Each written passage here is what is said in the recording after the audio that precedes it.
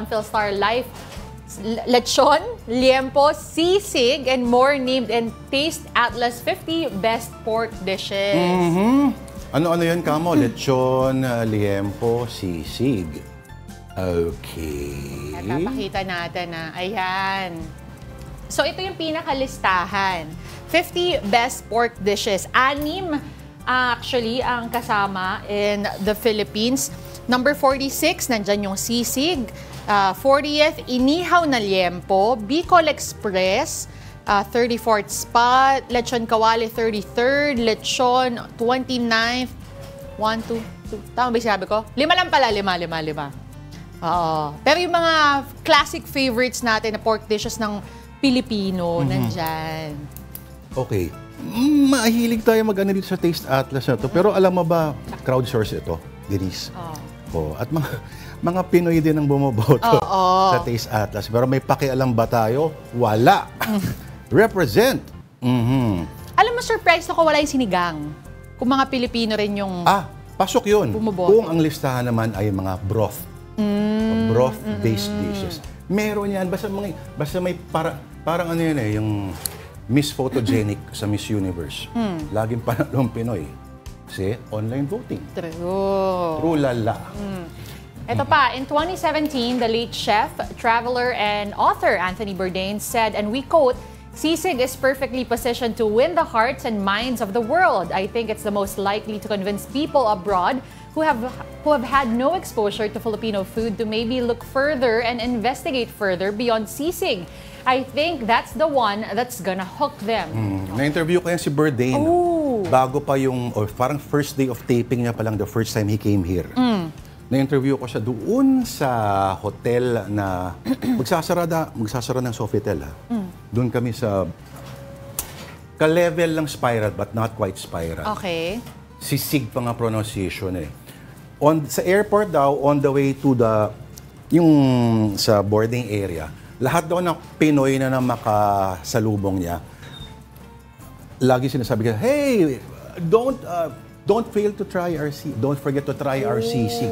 Puro ganun na. So, talaga he was looking forward to. So, nag-aling lusing siya. Nung buhay pa yata si Aling Lusing noong mga panahon na yun. At may picture si Bourdain doon sa Pampanga restaurant na yun.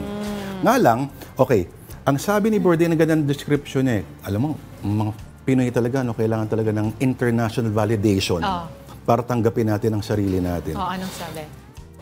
Yung sisig daw is everything that he wants in a dish. Balanse ng malutong, balanse ng malambot, chewy, cartilaginous, at smoky, etc., etc. So yun na yun. Again, ang sinabi niya, nose to tail eating, ang sisig, ang classic example. No? Ginutom tuloy ako. Tsaka gusto ko yung pagka-describe niya, pagka pinadescribe mo yun sa typical na Pinoy. Tenga. Tenga. Masarap. Actually, nag-add, per generation, tumatanggap tayo ng kakaiba o formerly taboo, considered taboo ng mga dishes. Alam mo ba, yung ulo ng isda, yung mga panga, ganyan. Once upon a time, walang kumakain yan kasi tira-tira lang yun.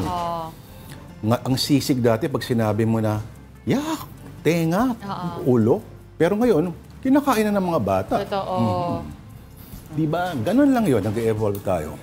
Pero kahit anong mangyari, kahit tumanda kayo, mali. Yung isa. Hindi kayo mawawalan ng craving pa rin sa mga chichirya. May comfort element kasi, Denise, tama? Oo, tama.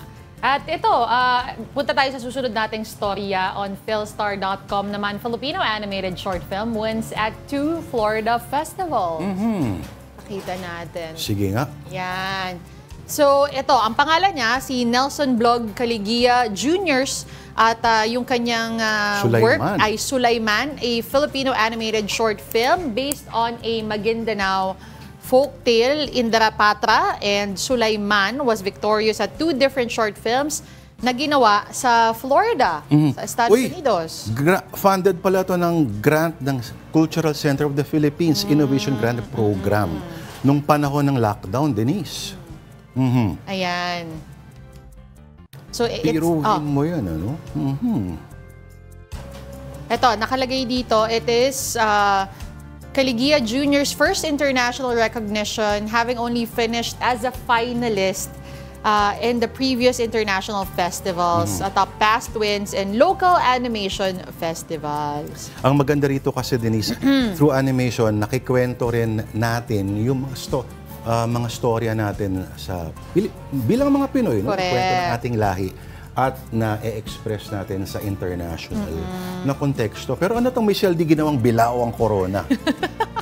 Hindi ko alam. 5 days ago, gusto mo ba silipin? Sige nga. Sige, silipin natin mabilis. Paano nga naging pila? Kung mabubuksan natin. Bilao ang corona. Ay, ayaw magpa-click. Parang ganun, di ba? Siguro, oo. Wala, ayaw magpa-click. Kaya mo ba yun? Di ba may mga model training mga ganyan? Ito! Ayan. Mula, okay. Walang kinalaman kay Michelle D at Bilao to. Sige, iangat nga natin. Bukod sa pagkapanalo niya, pinag-usapan din pa na ipinutong. Literal na nakaputong ito ng dating, hindi ko naintindihan. Parang pinatong ng gano'n. Ito na lang, subukan nating intindihan kung ano yung nangyayari at pinapakita on Business World PH. Hotel bookings up 54% in the first quarter according to Trip.com. Hotel bookings? Yeah, Philippine hotel bookings up by 54%. So ang sabi nila, it was driven daw by impulse purchases, impulse travels ng mga Pilipino. So local market ito? Oo. And then, in the first quarter, nakalagay, Trip.com reported hotel bookings in the Philippines through its travel site grew by 54%. And last year nga daw, ang pinapakita, the volume and gross merchandise value, flight bookings in the Philippines rose in the triple digits compared to 2022. Alam mo, Denise, siyempre mas matanda ako sa iyo, no?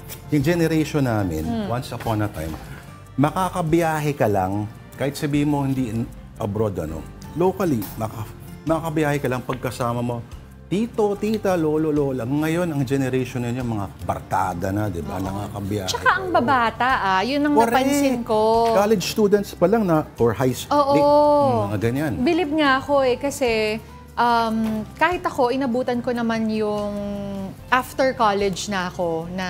Nakabiyahe. Pinayagan, kumbaga na... Kayo lang? Kayo lang ng barkada, ganyan. Pero yung iba kasing nakikita ko talaga na in college pa lang, bumabiyahe na with friends. At grupo-grupo sila. Ang ngayon nakakatuwa kasi, yung concept ng staycation. Kaya rin siguro, at nakaisa tong Trip.com na booking service na to, ha? Nakaisa sila ng... Sabi pa, no? Kasi mga... Pero ibig sabihin, sorry, pusin ko rin. Go lang.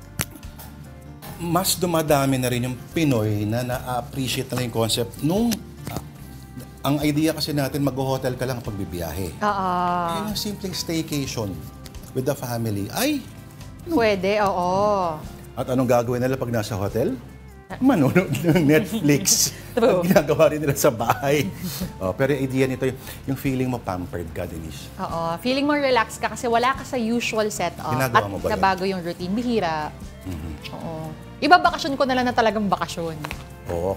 Ang problema, alam maliit lang yung margin mo para kumilos, mag-book, mag-staycation ka, hindi mo alam, 1,000 kayong pareho palang idea. So nagsisiksikan kayo sa lobby ng hotel.